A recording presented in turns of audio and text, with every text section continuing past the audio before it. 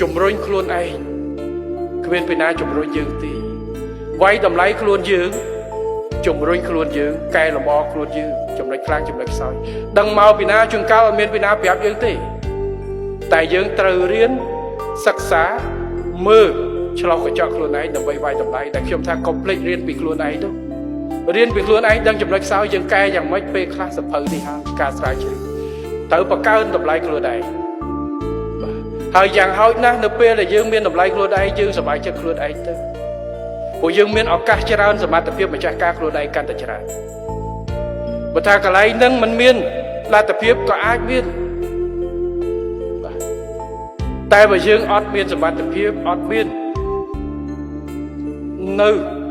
វិធីសាស្ត្រដើម្បីពង្រឹងខ្លួនឯងទៅជាក្របពេញនេះហើយកន្លែងណាក៏យើងកប់ដែរគេដាក់កន្លែងណាខំប្រឹងធ្វើឲ្យបានល្អដើម្បីបង្កើននៅសក្តានុពល